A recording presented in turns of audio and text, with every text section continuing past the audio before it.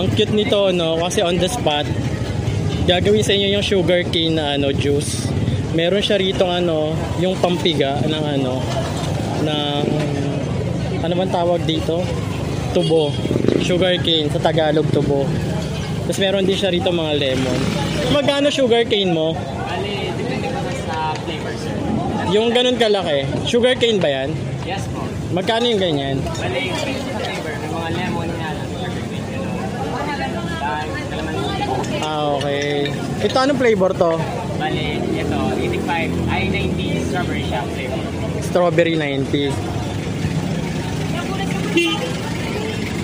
Ano na lang sa atin guys? Lemon na lang. Ay, sugar cane na lang sa akin. Classic. Ano ba pag classic? Classic, bali walang halo. Plain lang. Pero pag may halo, Bali, kunyari may halong lemon, bali 85 and 100. magkano lahat? Bali 100. Sige, 100 sa akin.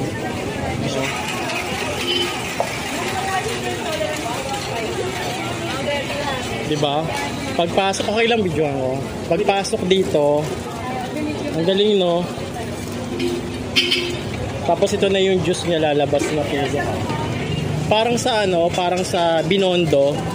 Meron ganito sa Binondo guys yung sugar cane. Pero dito kasi on the spot niyo makikita yung process ng paano gawin yung juice.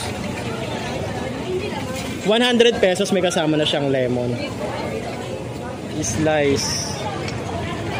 Pipigain.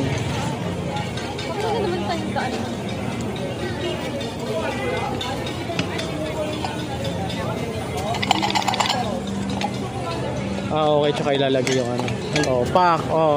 May exhibition pa si Kuya. Pang malakasan daw. Pak. Matagal ka na nagaganito, bago pa lang kayo? 1 month pa lang kayo rito. Solid.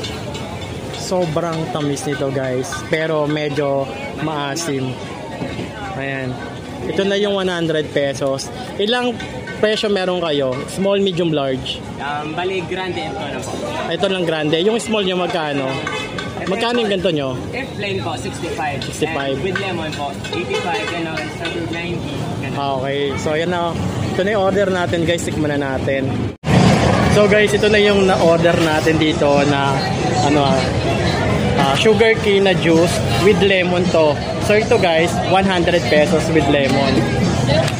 Try po natin.